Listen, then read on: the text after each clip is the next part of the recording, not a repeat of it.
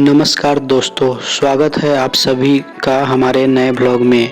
आज की इस ब्लॉग में हम घूमने वाले हैं बागमती नदी में नाव के साथ। पानी की लहरें, ठंडी हवा और एक शानदार अनुभव, तो वीडियो को अंत तक ज़रूर देखिए। दोस्तों, अभी आपको नदी में पानी कम दिखाई दे रहा होगा। ये तट है, पूरा अंदर अभी लेके चलते हैं, आप लोगों को दिखाएंगे। अभी तो ठंड का मौसम है, इसलिए पानी पूरा सूख गया है। जब बरसात का मौसम आता है तो ये पूरा फुल हो जाता है, पूरा पानी भर जाता है पूरा। और यही वो नदी है जो बिहार के कई तटबंध तोड़कर बिहार में प्रवेश कर जाती है, और इसी वजह से बिहार के कई इलाके में भयानक बाढ़ आ जाती है। आप लोग को बागमती नदी के बारे में एक कहानी बताता हूँ। यह नदी नेपाल और भारत की एक पवित्र व ऐतिहासिक नदी है। इसका उद्गम नेपाल की राजधानी काठमांडू के उत्तर में शिवपुरी पहाड़ियों के बागद्वार नामक स्थान से होता है। यही वह स्थान है जहाँ से बागमती एक छोटी धारा के रूप में निकलकर आगे चलकर विशाल नदी का रूप लेती है। यह बिहार के कई जिलों से होकर अंत में गंगा नदी में मिल जाती है। इसका कुल लंबाई लगभग 590 किलोमीटर माना जाता है, जिसमें करीब 200 किलोमीटर नेपाल में और 390 किलोमीटर भारत में बहती है। यह नदी सदियों से सभ्यता, संस्कृति और आस्था का केंद्र रही है। नेपाल में बागमती नदी को अत्यंत पवित्र माना जाता है।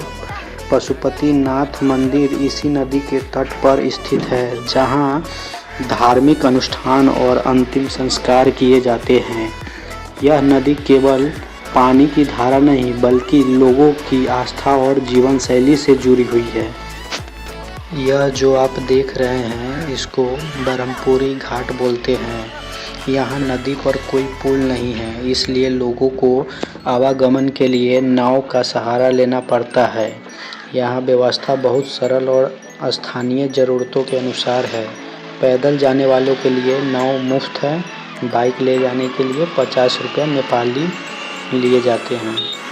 यह दृश्य आज भी उस पुराने समय की याद दिलाता है, जब नदियाँ रास्ता भी थी और सहारा भी।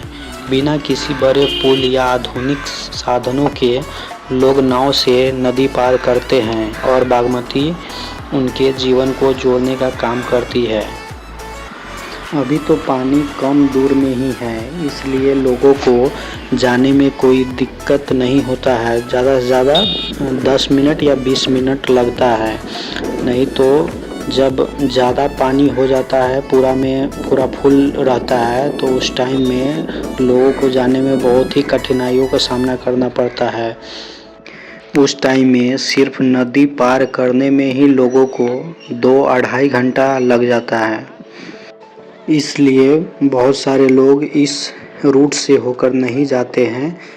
थोड़ा लंबा रूट पड़ता है, ढेंग बैरगनिया से होकर लोग जाते हैं, जो कि वो इंडिया में है।